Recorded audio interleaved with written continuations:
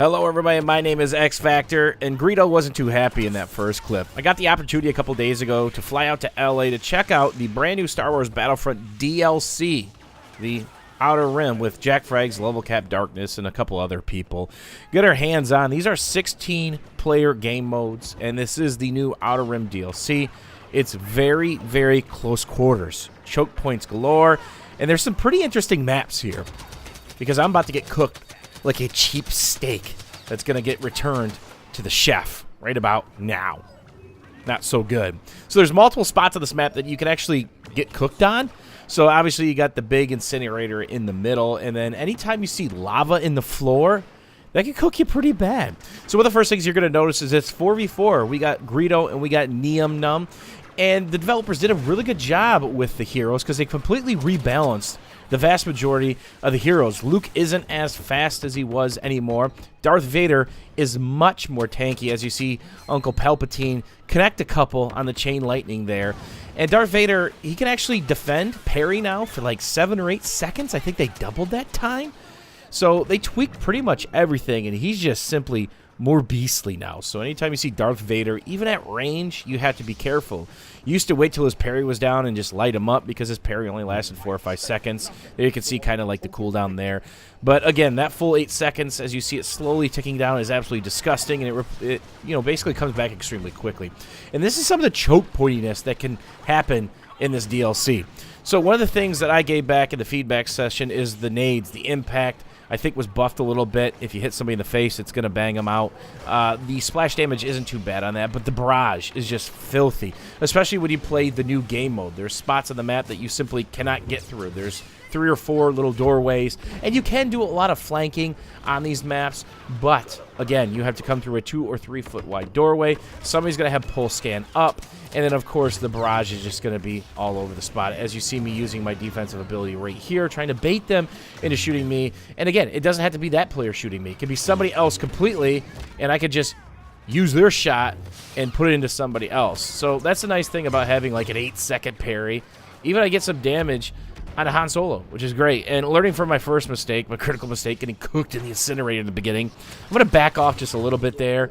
And just like that, just ruined. Of course, there's a stormtrooper next to me helping, but it's just disgusting the damage that you can send back to where it came from, which is the enemy player's face. So let's talk about the Rebels. They get a new hero, Nien Nunb, and he's actually a lot of fun to play. And he's got an ability that swaps out depending on what maps or game modes you're playing. So for all the Outer Rim stuff, remember, this is 16-player game modes. He gets proxy mines, and he can put 3 or 4 out at one time. Very defensive-minded, because he also gets a turret that upgrades itself after it's fed kills. If you run into a fully upgraded turret, you're going to have a bad time. I got melted by one a couple different times. As, of course, he's got a fast pulse rifle of some sort as I connect with the saber throw across the map. So how about Greedo? How about the Imperials? He's probably the fastest villain in the game now. He's extremely aggressive, and he needs to be played that way because it all feeds off a confidence meter. If you start racking up the kills with Greedo quickly, he gets stronger and stronger. The first thing is he has different types of grenades. He starts out with the Diaxis nade, which is the new nade in the game. It's a gas nade. It's absolutely disgusting because it's kind of hard to see. It messes with your vision, but it does like 10 to 15 a tick. It's pretty gross. So once he starts racking up the kills, he moves to, I think, an impact nade, and then finally the dubstep nade, the thermal detonator. So he also has a thing called precision shot, which if you've ever seen Overwatch and McCree, it auto locks on people, and then you just click the button and it just kill everybody. It's absolutely disgusting, but it's really a opportunity type thing. I only saw it pulled off once or twice when we were playing a couple of rounds, and it was hilarious because I think I got melted by it once.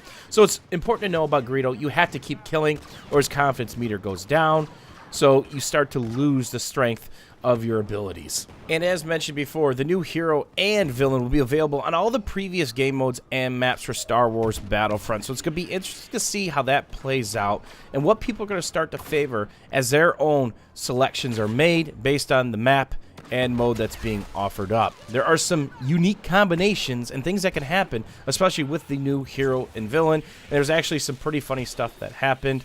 while we played quite a few rounds of heroes versus villains. And to no surprise, I believe Dennis Bronval said this is the second most popular game mode, right behind Walker Assault. And remember, this new DLC, it's all about the close quarters. A lot of these maps do open up after multiple tunnels, hallways, and of course, choke points. So, some heroes you're going to want to play in the hallways and tunnels. That's just benefit to your own abilities, such as Darth or Palpatine with the chain lightning. You don't want to be caught up in the open. But if you have a turret, maybe you want to have a corner or one of the open spots that you're going to protect. And here's yet another example of Emperor Palpatine deciding to cook a couple people with his chain lightning once they decide to get a little bit too close, as I try to support Darth and protect him as much as possible. Hope you guys enjoyed the Star Wars Battlefront gameplay for the Outer Rim DLC. As always, guys, thanks for watching. Thanks for hanging out. And the Rebels were simply too much for us today. We'll see you guys soon.